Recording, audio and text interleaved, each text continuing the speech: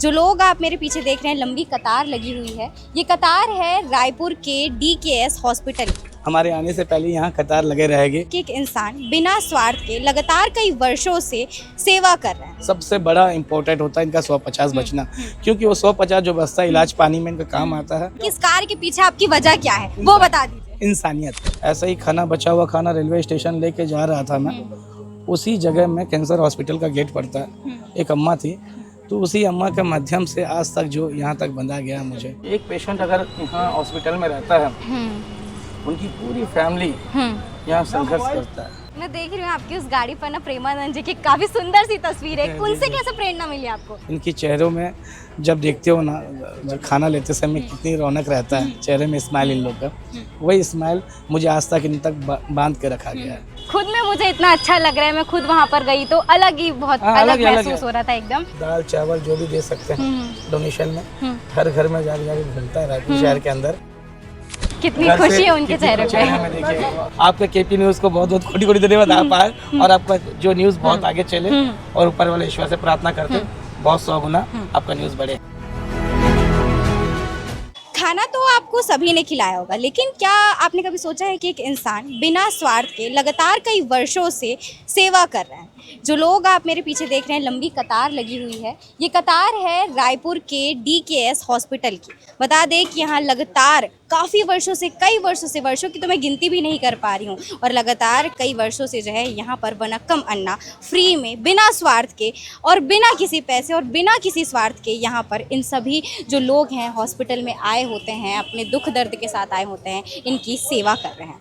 ये सेवा भाव उनके अंदर कैसे आया, कैसे उन्होंने इसकी शुरुआत की, और क्यों कर क्यों रहे हैं? क्योंकि हर कोई कुछ ना कुछ करता है, उसके पीछे वजह होती है। तो इनके इस कार्य करने के पीछे वजह क्या है? चलिए हम इनसे बात करेंगे और इन्हीं से जानेंगे कि इनके इस कार्य के पीछे की वजह क्या है। ये अब इनके पास ही चलते हैं, इनसे बातचीत करते हैं। तो पहले तो आपको नमस्ते बोल रही हूँ मैं, हमारे सभी दर्शक जनों को भी बोल दीजिए जो भिलाई से आपको देख रहे हैं। वनक्कम अन्ना, नमस्कार, कैसे हैं आप लोग? ऊपर वाले से, ईश्वर से हम प्रार्थना करते हैं आप लोग आए इतना दूर जरूरतमंद लोग के बीच में और समय दिए, और देखिए हर किसी की कतार हमारे आने से पहले यहाँ कतार लगे रहेगी। ये इनका इंतज़ार रहता है, और आप लोग का गुजारिश रहता है कि आइए और बांटिए, और बहुत अच्छा लगा। और जो भी देखते हैं, हम ईश्वर से प्रार्थना करते हैं आप स्वस्थ और तंदुरुस्त रहेंगे, क्योंकि ना तकलीफमंद लोगों के बीच में जो भी वीडियोस देखते हैं, आपको जैसा समय निकलता है, खाना बांटना हो या शादी हो या शादी का सालगिरह हो, किसी की यादों की मेमोरी में आप देना चाहते हैं या तकलीफमंद लोग के पास पहुंचाना चाहते हैं जहां गवर्नमेंट हॉस्पिटल में, और ऐसे ही हर किसी की थालियों में आप एक निवाला दीजिए और समय दीजिए। सबसे बड़ा इम्पोर्टेंट आपने समय दिया। और आप कैसे हैं?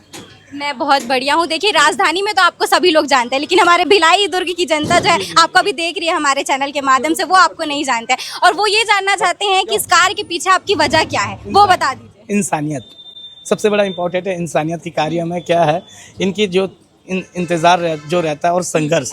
अगर आप लोग जब इनके थालियों में जब आते हैं, समय देते हैं, जो डोनेशन देते हैं, उनकी 150 जब बचता है, ये हर कोई अपने संघर्ष की दुनिया में यहाँ तकलीफमंद लोग के बीच में आके संघर्ष की जगह में ये यहाँ संघर्ष कर रहे हैं। और जैसा हम खाना पहुँचाए, आप लोगों ने जब समय देते हैं, कुछ डोनेशन देते हैं, तो इनका जो 150 जो बचता है, सबसे बड़ा इम्पोर्टेंट होता है इनका 150 बचना, क्योंकि वो 150 जो बचता है इलाज पानी में इनका काम आता है। और जो अपने पिताजी को जो इलाज कर रहा है या कोई अपने बेटे को इलाज कर रहा है, गांव से आए हुए लोग हैं बहुत दूर दूर से, और ऐसा ज़मीन बेच के या जायदाद बेच के ऐसे ही संघर्ष की जगह में मेरी भी कोशिश है कि मंदिरों में प्रसाद तो बढ़ता ही है और बंटना ज़रूरी है, और ऐसे जगह भी बंटना चाहिए जहां यम लोग की जगह ही है, ऐसे जगह में भी प्रसाद बटे, और इन लोग का भी जो है मानव सेवा में आप लोग हाथ बढ़ाइए।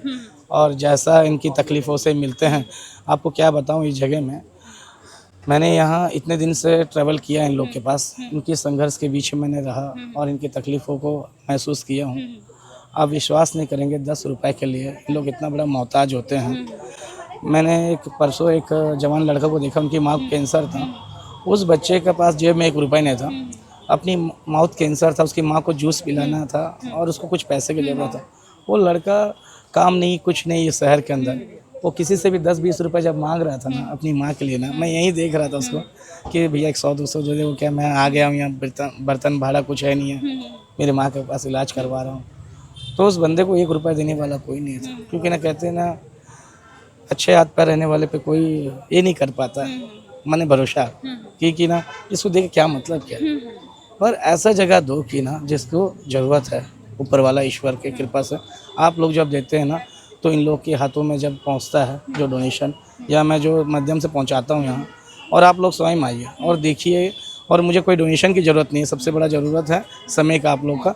और जब समय आप देंगे, वही समय में जैसा इन लोगों से जब मिलते हो आप, इनकी चेहरों में जब देखते हो ना, जब खाना लेते समय कितनी रौनक रहता है चेहरे में, स्माइल इन लोग का, वही स्माइल मुझे आज तक इन तक बांध के रखा गया है। और एक ज़रिया ही रहा ये, एक अम्मा के कारण हुआ। लॉकडाउन के समय था, बहुत बड़ा परेशानी था उस समय। आप माहौल देखे होंगे कितना सन्नाटा रहा।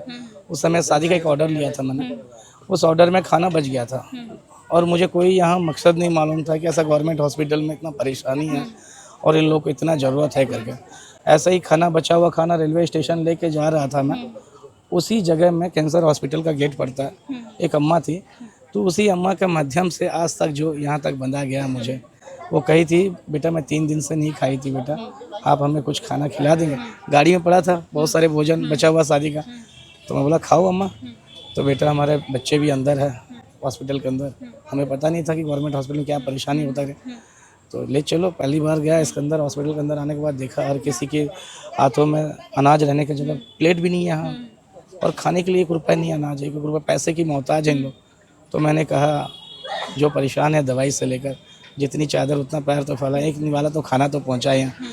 और यहाँ खाना बांटने में बहुत सुकून मिलता है। आप भी खाना हाथ बांट के देखिए कैसा लगा आपको, यहाँ खाना बांटते हुए सुकून प्राप्त हुआ। यही है कि ना सुकून का जगह ही है।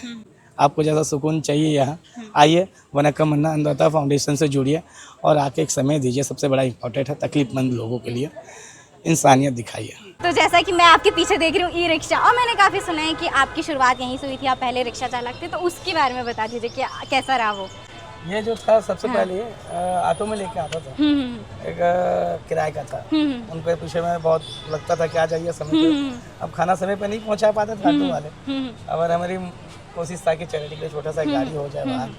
ऐसा है कि ज़रूरतमंद लोग समय के हिसाब से इंतज़ार करते हैं। जैसा 2 बजे खाना रहता है, अब हम पहुंचाते हैं 3-4 बजे, फिर खाने का टाइम निकल जाता है। तो उससे अच्छा मैंने सोचा कि गाड़ी उठा लेते हैं और चैरिटी के माध्यम से कुछ इसमें जो जाता है घर घर में जाके आप दाल चावल जो भी दे सकते हैं डोनेशन में। हर घर में जाके घूमता है रायपुर शहर के अंदर, और घर में पुराने कपड़े भी, वस्त्र दान आप दे सकते हैं या अनाज दे सकते हैं। ये कलेक्ट करता है दिन भर घूम के रायपुर के अंदर, कम से कम 20 से 30 किलोमीटर दायरा। अच्छा, चक्कर काटता चैरिटी फिर इसमें कलेक्ट होती संस्था का है। ये।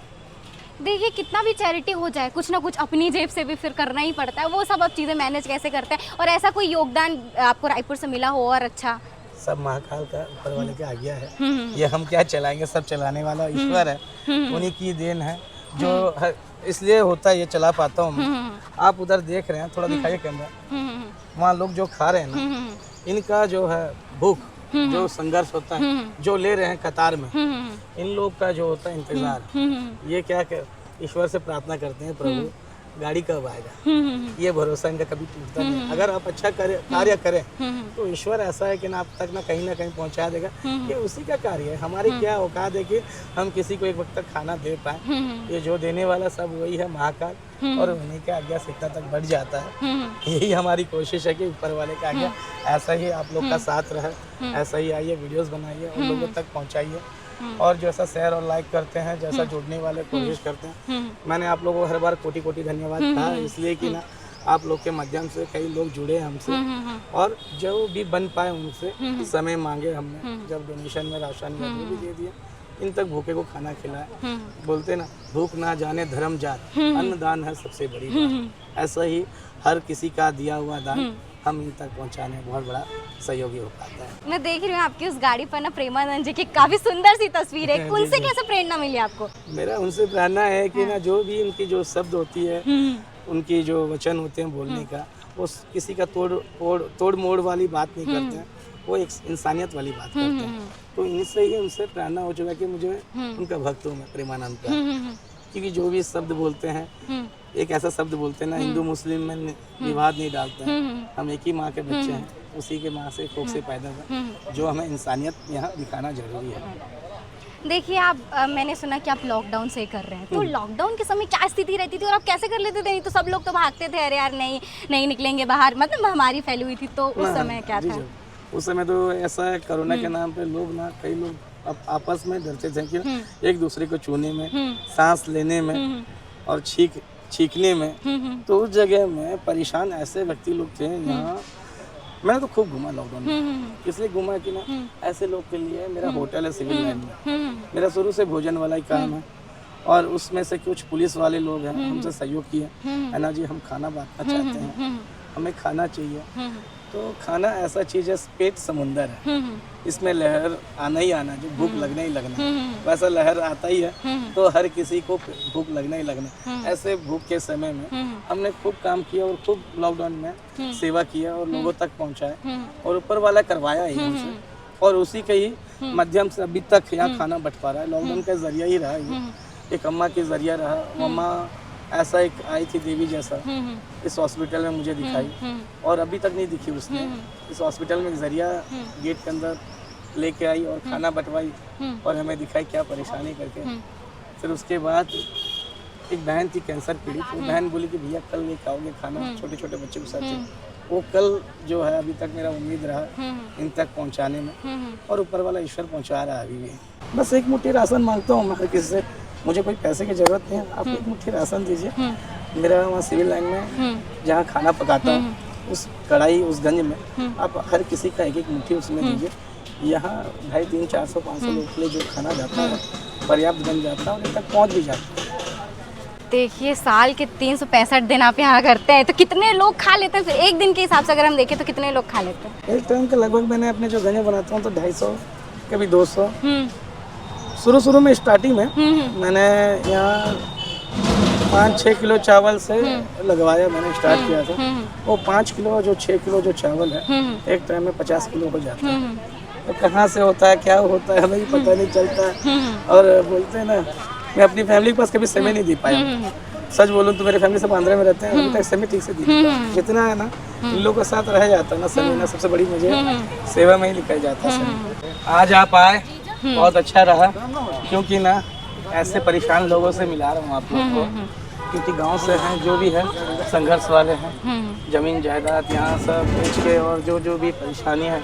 एक पेशेंट अगर यहाँ हॉस्पिटल में रहता है, उनकी पूरी फैमिली यहाँ संघर्ष करता है, और उनके साथ पीड़ित भी हो जाते हैं। हॉस्पिटल के चक्कर काटते काटते हैं, नींद उनका ख़त्म हो जाता है, और उनकी जो है मानसिक जैसा हो जाता है। गांव का रहने वाला और शहर के अंदर आके परेशान होना बहुत बड़ा हो जाता है। ऐसा जो स्थिति है यहाँ पर बना हुआ है, मतलब देखिए कि जिन ज़रूरतमंद लोग यहाँ पर आते हैं, काफ़ी सारी चीज़ें होती हैं, हॉस्पिटल है, कई प्रकार के लोग आते हैं जिनके पास कुछ नहीं है, वो यहाँ से सब कुछ लेके जाते हैं, अपनी भूख मिटाते हैं। काफ़ी जो आपने मतलब खुद में मुझे इतना अच्छा लग रहा है, मैं खुद वहाँ पर गई तो अलग ही बहुत अलग महसूस हो रहा था एकदम। देख रहे हैं आप कितनी खुशी है उनके चेहरे पे। में देखिए, दीदी के चेहरे में देखिए कितनी खुशी, बच्चों की।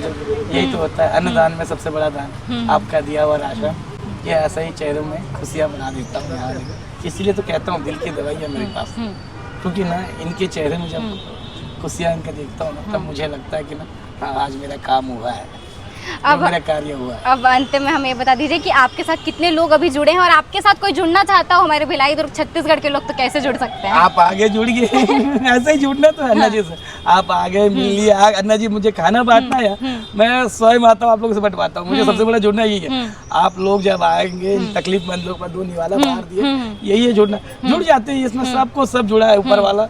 ये कहीं ना कहीं से कुछ भी ना कुछ आ जाता है, और सब मिल में काट पीट के सब्जियां सब बना के इन तक पहुंचा देते हैं। और जुड़ने का जरिया एक ही है, आप जैसा मुझे कांटेक्ट करेंगे मेरे नंबर पे 8815185518 में, जैसा इसमें कॉल करके जो भी है पूछ सकते हैं मुझे।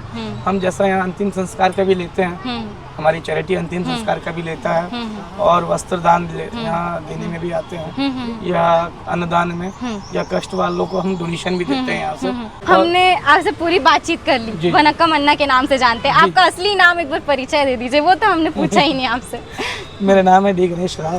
गणेश राव के नाम से बहुत कम जानते हैं, वैसा अन्ना जी के नाम पे पूरा रायपुर जानता है, क्योंकि ना मेरा शुरू से होटल है, अनलिमिटेड थालियाँ दिया हूँ, और वहाँ से जो भी है नाम अन्ना जी बुलाते हैं, वैसा गणेश राव है।